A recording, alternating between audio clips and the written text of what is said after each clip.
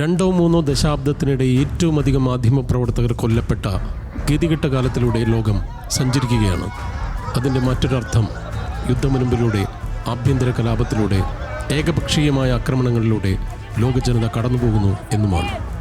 ഗാസയിലെ ഇസ്രായേൽ നരനായാട്ടിനൊപ്പം പല രാജ്യങ്ങളിലും സ്ഥിതി വ്യത്യസ്തമല്ല. കൊല്ലപ്പെടുന്ന ജേർണലിസ്റ്റുകളുടെ എണ്ണവും ഇതിനൊപ്പം കൂടിയിരിക്കുന്നു.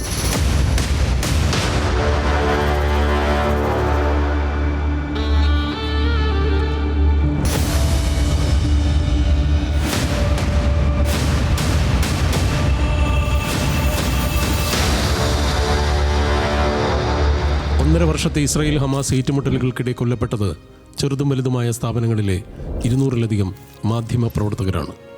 ലോകത്തിൻ്റെ മാധ്യമ തൊഴിൽ സാഹചര്യം സേഫ് ഹെവൻ അല്ലാതായെന്ന് അന്താരാഷ്ട്ര ഏജൻസി റിപ്പോർട്ടേഴ്സ് വിത്തൗട്ട് ബോർഡേഴ്സ് പറയുന്നു. 20 കൊല്ലത്തിനുള്ളിൽ ലോകത്ത് ജീവനെടുക്കപ്പെട്ട ജേർണലിസ്റ്റുകളുടെ എണ്ണം 1521 മരണകാരണം അന്വേഷണത്തിൽ വ്യക്തമായ ഡേറ്റ മാത്രമാണിത്.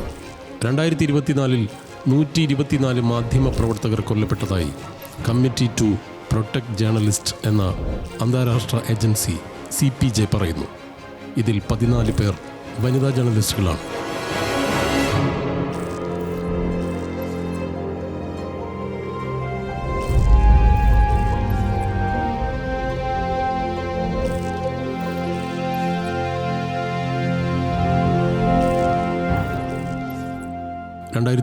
ിൽ 516 മാധ്യമപ്രവർത്തകർ ലോകത്ത് ജയിലിലായി.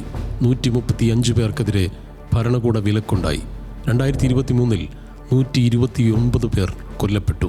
വെസ്റ്റ് ബാങ്കിലും ഗാസയിലും Sudan, Pakistan, Mexico, Syria, Myanmar, Iraq, Haiti, Congo, Somalia, Ukraine എന്നിവിടങ്ങളിലും നിരവധി മാധ്യമപ്രവർത്തകർ കൊല്ലപ്പെട്ടു. യുദ്ധ റിപ്പോർട്ടിങ്ങിനിടെ 100 കണക്കിന് പേർ അറസ്റ്റിലായി, ജയിലിലുമായി. ഭരണകൂട പ്രതികാര നടപടികളും തൊഴിൽ തടസ്സപ്പെടുത്തി. ഡൊണാൾഡ് ട്രംപ് ജേർണലിസ്റ്റുകളെക്കുറിച്ച് നടത്തിയ പരാമർശം ജനശത്രു എന്നാണ്, enemy of the people. ABC news അടക്കം വിവിധ മാധ്യമ സ്ഥാപനങ്ങൾക്കെതിരെ നിയമയുദ്ധം നടത്തിയയാളാണ് ട്രംപ്. റഷ്യയിലും തുർക്കിയിലും ബെലാറസിലും മാധ്യമപ്രവർത്തകർക്കെതിരായ ആക്രമണം വർദ്ധിച്ചു വരുന്നു. മാധ്യമപ്രവർത്തകരുടെ വീട് ബുൾഡോസ് ചെയ്ത് കളയുന്ന വ്യാജ കേസുകളിൽ കൊടുക്കുന്ന ഇന്ത്യയും ലോകമാധ്യമ അസ്വാതന്ത്ര്യ പട്ടികയിലെ മുഖ്യ കോൺട്രിബ്യൂട്ടേഴ്സാണ്. പ്രാദേശിക ജേർണലിസ്റ്റുകളടക്കം ഡസൻ കണക്കിന് പേർ രാജ്യത്ത് കഴിഞ്ഞ കുറച്ച് വർഷങ്ങൾക്കുള്ളിൽ കൊല്ലപ്പെട്ടു.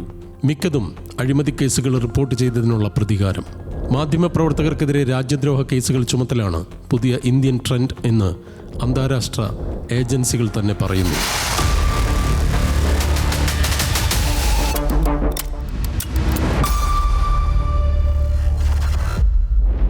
കോങ്കോയും മെക്സിക്കോയുമാണ് മറ്റ് 2 പ്രധാന സ്ഥലങ്ങൾ.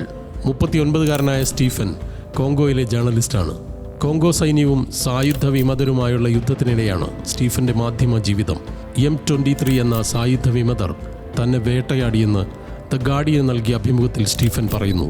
വടക്കൻ കിവുവിലെ ഗോമയിൽ നിന്നുള്ള സ്റ്റീഫന് വധഭീഷണിയെ തുടർന്ന് ഏറെ നാൾ വീട്ടിനുള്ളിൽ നിന്ന് പുറത്തിറങ്ങാതെ കഴിയേണ്ടി വന്നു. കുടുംബം യാചിച്ചു ഈ ജോലി വിടാൻ. ഏത് നിമിഷവും കൊല്ലപ്പെടുന്ന അവസ്ഥ. വടക്കൻ മെക്സിക്കോയിലെ സിനോലയിൽ മാധ്യമപ്രവർത്തകനായ ഡാനിയലിന് പറയാനുള്ളതും മറ്റൊന്നല്ല. കുപ്രസിദ്ധ മയക്കുമരുന്ന് മാഫിയയും ഗ്യാങ് വാറുകളുമുള്ള രാജ്യം.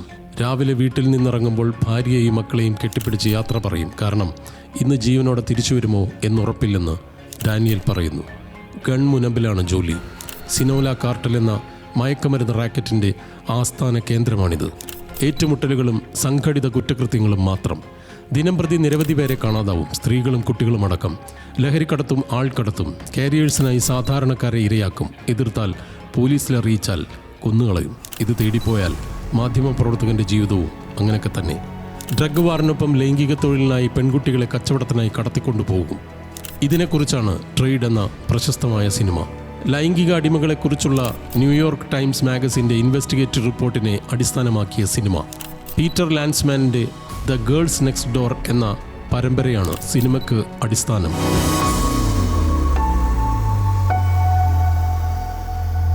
അഫ്ഗാനിൽ മാധ്യമപ്രവർത്തകരുടെ ജീവിതം നരകമാണ്. താലിബാൻ അധികാരത്തിൽ വന്നതും അമേരിക്കൻ സൈനിക ഇടപെടലും സ്ഥിതി രൂക്ഷമാക്കിയിരുന്നു. വനിതാ ജേർണലിസ്റ്റുകൾ 2 തരം പ്രതിസന്ധി ഇവിടെ നേരിട്ടു. ജോലി സുരക്ഷയില്ലായ്മ, താലിബാന്റെ സ്ത്രീവിരുദ്ധത, ഹൈഡൌട്ടുകളിൽ ജീവിച്ച് ജോലി ചെയ്യേണ്ടി വന്നു. വിദേശ മാധ്യമ പ്രവർത്തകരടക്കം കഴിഞ്ഞ 15 വർഷത്തിനുള്ളിൽ നിരവധി പേർ ഇവിടെ കൊല ചെയ്യപ്പെട്ടു. മ്യാൻമറിലും സ്ഥിതി വ്യത്യസ്തമല്ല. റഷ്യൻ സേന യുക്രൈൻ ജേർണലിസ്റ്റുകളെ തടങ്കൽ പാളയത്തിൽ പീഡിപ്പിച്ചത് നമുക്ക് മുന്നിലുണ്ട്. ഇറാനിയൻ ജേർണലിസ്റ്റ് ലണ്ടനിൽ കൊല്ലപ്പെട്ടു. മഹസ അമിനി കൊല്ലപ്പെട്ടു. ആ വാർത്ത റിപ്പോർട്ട് ചെയ്ത വനിതാ ജേർണലിസ്റ്റ് കൊല്ലപ്പെട്ടു. Al Jazeera journalist Shireen Abu Akleh, Hilmi al Faqawi തുടങ്ങിയ എത്രയോ ജേർണലിസ്റ്റുകൾ ഗാസയിൽ കൊല്ലപ്പെട്ടു കഴിഞ്ഞു.